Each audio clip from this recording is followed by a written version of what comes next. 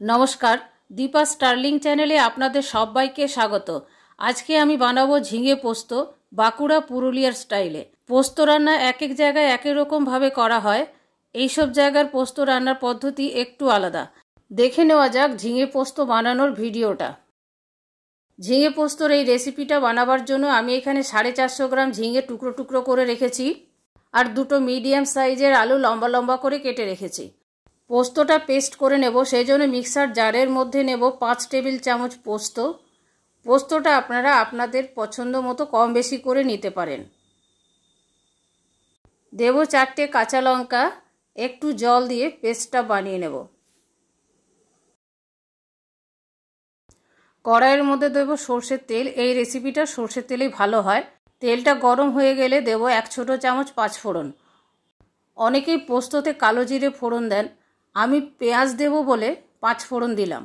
নিরামিষ করলেও 5 ফোড়ন দিলে ভালো হয়।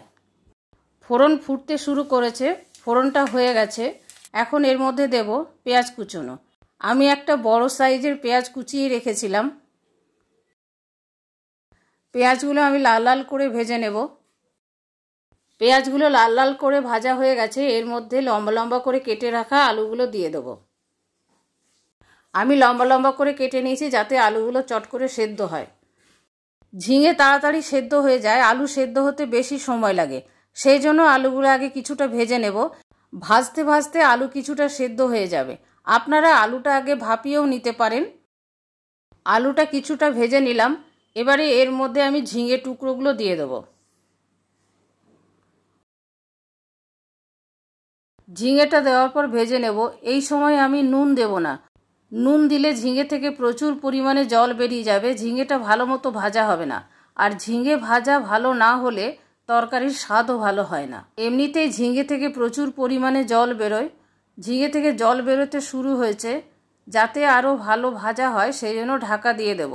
একই সাথে সেদ্ধও হয়ে যাবে। এমনিতেই জল বেরিয়ে গেলে ঝিঙে সেদ্ধ হতে আর বেশি সময় লাগে না। মিনিট 5 পরে ঢাকাটা খুলবো। ঝিঙে থেকে কত জল বেরিয়েছে দেখুন। একটু নাড়াচাড়া করে আমি আবার ঢাকা দিয়ে দেব। আরও 3 মিনিট পরে ঢাকাটা খুলব। জলটা এখনও পুরোপুরি শুকোয়নি, এখনও বেশ ভালো পরিমাণেই জল আছে। এখন এর মধ্যে দিয়ে দেব স্বাদ মতো নুন। আর অন্য কোনো মশলা দেব না। বাঁকুড়া পুরুলিয়া ডিস্ট্রিক্টে পোস্ততে হলুদ ব্যবহার করা হয় না। হাই ফ্লেমে সব কিছু একসাথে ভালো করে ভেজে নেব। এদিকে আলুগুলো প্রায় সেদ্ধ হয়ে গেছে, একটু শক্ত আছে, আর একটু নাড়াচাড়া করে নেব। এবারে চেক করে নেব আলুগুলো সেদ্ধ হয়ে গেছে। সমস্ত জল শুকিয়ে গেছে, সবজিগুলোও ভাজা হয়ে গেছে। এবারে এর মধ্যে আমি দেব মিক্সার জার ধোয়া জলটা। পোস্তটা আলাদা করে বের করে রেখেছি, পরে দেব। জার ধোয়া জলটা দেওয়ার পর ভালো করে মিশিয়ে নেব। নাড়তে নাড়তে জলটা শুকিয়ে গেছে আর রান্নাটা একটু থকথকে মতন হয়েছে। এখন এর মধ্যে পোস্ত বাটাটা দিয়ে দিলাম। পোস্ত বাটাটা দেওয়ার পর ভালো করে মিশিয়ে নেব আর নাড়তে থাকবো যতক্ষণ পর্যন্ত না শুকনো শুকনো হচ্ছে। যদি আপনারা থকথকে খেতে পছন্দ করেন তাহলে এইরকমভাবে নাড়তে থাকবেন যতক্ষণ পর্যন্ত না পোস্তর কাঁচা গন্ধটা যায়।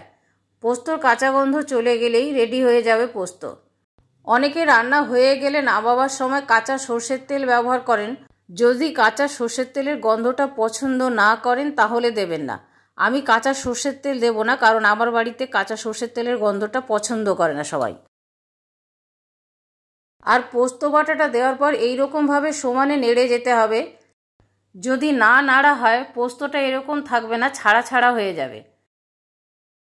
আমি এইরকম নরম নরম নামাবো। ঠান্ডা হয়ে গেলে আরেকটু শুকনো শুকনো হয়ে যাবে। এর মধ্যে দিয়ে দেবো 1/2 চা চামচ চিনি। চিনিটা আমি আগে দিতে ভুলে গেছিলাম।